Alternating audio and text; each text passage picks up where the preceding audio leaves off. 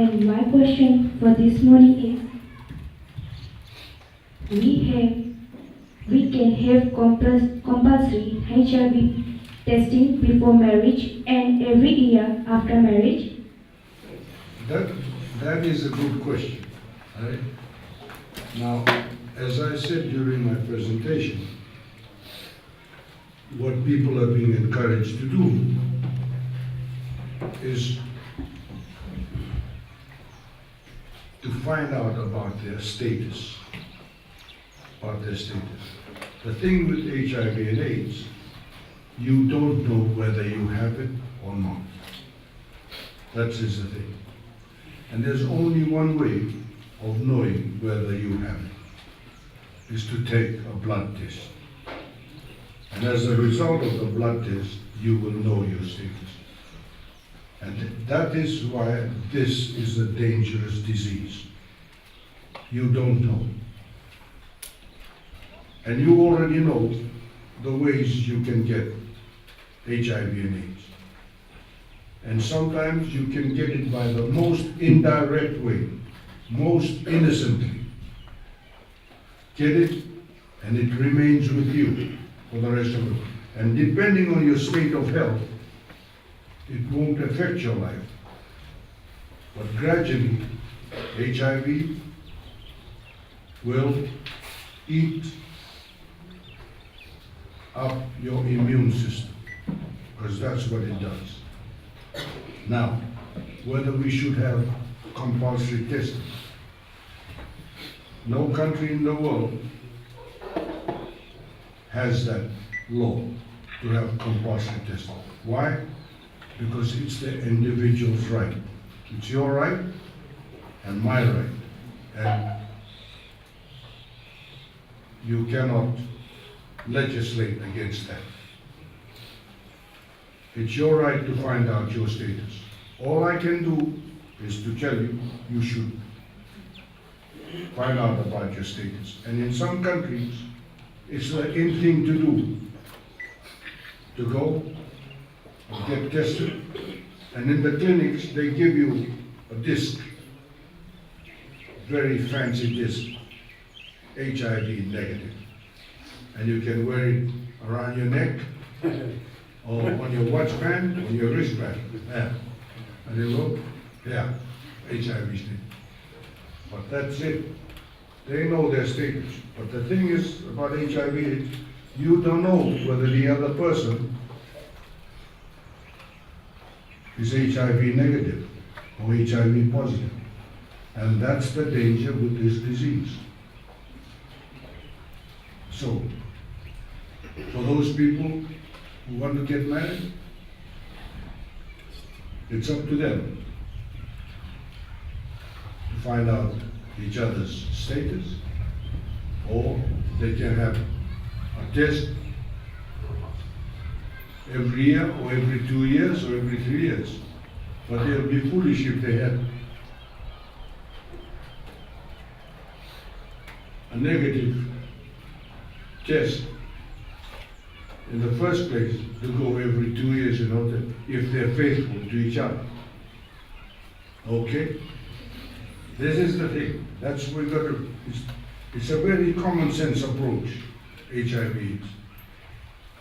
But as you know, in most things, we ignore the common sense approach and we try to take a different approach. The thing is, use common sense. Think. Government will never legislate for compulsory testing. Thank you, sir. You're welcome. I'm Malika Prasad of Form 7, and my question to you this morning is, how long can people survive with HIV or AIDS? When HIV AIDS first came about, doctors, because there were no cure, doctors could almost predict with their patient whether it's going to live another year, another 6 months, and could say he or she will go. But since ART treatment has come about. And ART treatment, when it started, it's been improving all the time. So, and the thing about ART treatment is that it sustains you, it prolongs your life. It doesn't cure you from HIV. So when you take ART, there's still certain things that you cannot do, which are the things that I'm telling you that you shouldn't do, which you already know about. And if you do, you must use protection. Those are the things. Now, with ART, it prolongs your life, sustains you, gives you strength, that you can live like any other person. And I have friends who have been taking ART for 25 years. They have great jobs, they play sport, I'm in contact with them, sometimes almost on a daily basis. They know that. But the thing is to remember, taking ART is a thing of discipline. A thing of discipline. Your whole life focuses on that medication. It begins, your day begins and ends on that medication. It's a thing of discipline. What government has done, it will provide ART service to anyone who tests positive, and as I said to my president, and who desires to take HIV, antiretroviral treatment. Government cannot force someone to take antiretroviral. It must be the person, the individual, not your parents. It goes down to the individual. Why? Because it's your life and you decide. We can encourage you. But if you take it, it prolongs your life. And the earlier you take ART, the better it is. And people have lived for long. So that is the answer to your question. Thank you, sir. I'm Makine Sibula of Form 01, and my question to you this morning is, what is being done to keep the blood supplies and other blood products safe from HIV? Well, every precaution is taken now on blood supplies in all countries around the world, including Fiji.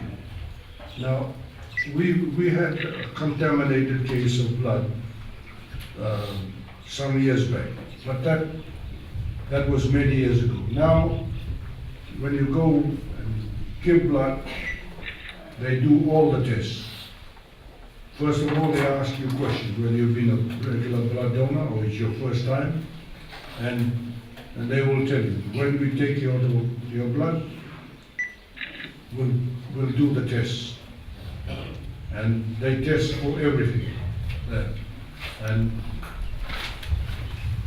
that's the thing. Blood donations now are safe. And the blood bank in Suva or in other hospitals, the blood there is guaranteed. There's no problem on that. But the thing is, avoid getting HIV/AIDS. That's the main thing. So you don't have to go and get a test. Okay? Thank you, sir. You're welcome.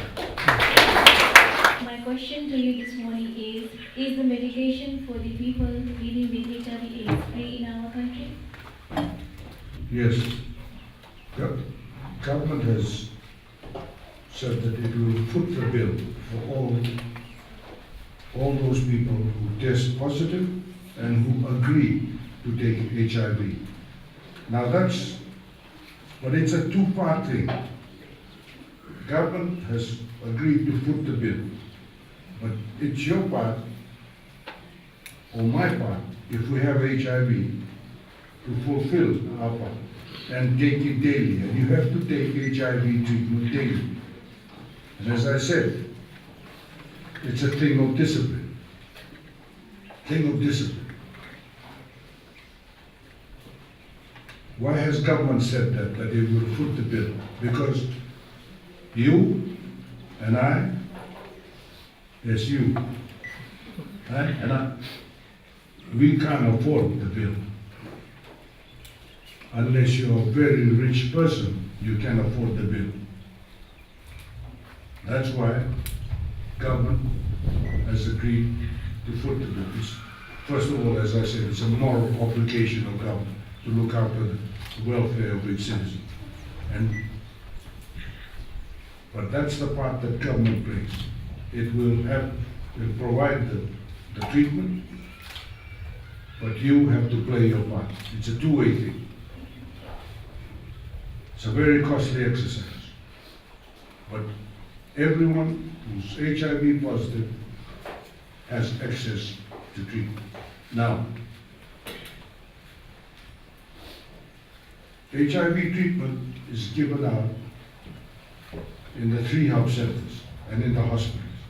So people who live in remote parts are encouraged to come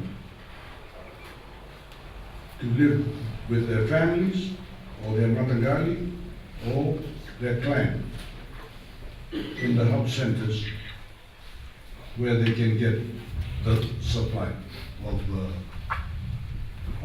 antiretroviral treatment. And antiretroviral treatment is not just one pill like aspirin. You should take that. It's a concoction. It's a concoction. And they're trying to improve it all the time. And it's being done. But that's the answer to your question. Okay?